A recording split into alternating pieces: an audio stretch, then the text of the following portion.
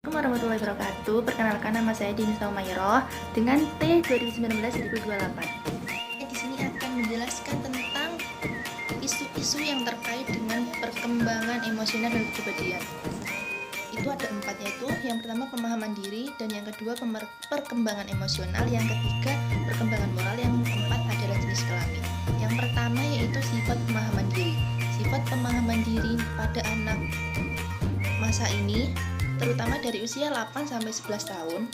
Pada tahapan ini, biasanya anak-anak akan menggambarkan diri mereka dengan karakteristik dan psikologis yang berbeda. Contohnya nih, ternyata saya populer ya.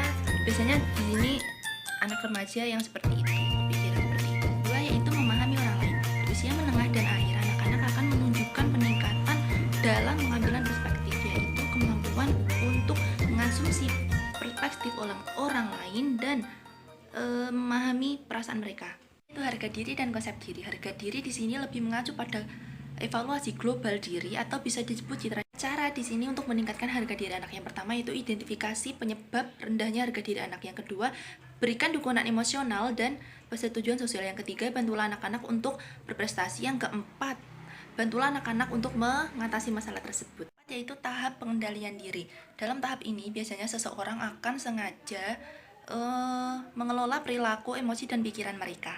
Kedua yaitu perkembangan emosional. Perkembangan emosional ada 2, yaitu yang pertama perubahan perkembangan, dan yang kedua mengatasi stres pada anak. Yaitu perubahan perkembangan. Di sini ada 6. Yang pertama yaitu pemahaman emosional yang meningkat. Yang kedua, peningkatan pemahaman bahwa lebih dari satu emosi yang dapat dialami dalam situasi khusus. Yang ketiga, kecenderungan meningkat untuk mewaspadai peristiwa yang mengarah pada reaksi emosional. Yang keempat yaitu kemampuan untuk menekan atau menyembunyikan emosional negatif. Yang kelima, penggunaan strategi yang dikuasai untuk mengarahkan perasaan sendiri. Yang keenam, mempunyai rasa empati atau rasa kasihan. Kedua yaitu mengatasi masalah stres yang terjadi pada anak. Yang pertama yaitu yakinkan anak bahwa keselamatan dan keamanan mereka itu terjamin. Yang kedua yaitu biarkan anak bercerita dan kita menjadi pendengar yang baik dan harus sabar mendengarkannya. Yang ketiga yaitu doronglah mereka untuk bercerita tentang apa yang mereka rasakan saat ini. Keempat, jangan mengungkit peristiwa yang menjadi trauma bagi anak. Dan yang kelima yaitu membantu anak memahami apa yang telah terjadi. Yang ketiga yaitu penalaran pasca konvensional. Tahap 5 yaitu kontrak sosial dan hak individu. Yang keenam yaitu prinsip-prinsip etika universal. Selanjutnya yaitu pengaruh terhadap Kohlberg. Yaitu beberapa peneliti telah mencoba untuk memajukan tingkat perkembangan moral individu. Yang selanjutnya yaitu kritikan dari Kohlberg. Kritikan Kohlberg memicu kritikan yang melibatkan hubungan antara pemikir moral dan perilaku moral, peran budaya dan keluarga dalam perkembangan moral. Yang selanjutnya yaitu perilaku prososial. Perilaku prososial lebih ditekankan pada aspek perilaku perkembangan moral. Selanjutnya yaitu kepribadian moral. Para peneliti dalam hal ini lebih memusatkan pada 3 komponen, yaitu yang pertama identitas moral, yang kedua karakter moral, yang ketiga contoh dari moral. Terakhir yaitu jenis kelamin atau gender. Yang pertama jenis kelamin stereotip,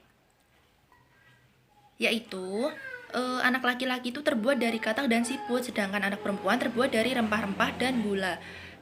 Yang kedua itu kesamaan dan perbedaan jenis kelamin. Oke, yang pertama itu perbedaannya yaitu tidak semua perempuan lawannya itu laki-laki, dan yang kedua banyak yang tumpang tindih antara jenis kelamin. Yang ketiga, perbedaan disebabkan faktor biologis. Yang ketiga yaitu klasifikasi peran jenis kelamin. Menurut yang saya baca di sini, jika perempuan itu dia lebih feminim dan seorang laki-laki dia lebih maskulin. Dan yang keempat yaitu jenis kelamin dalam konteks kedua. Konsep androgini dan stereotip berbicara tentang orang-orang yang kepribadiannya agresif atau peduli.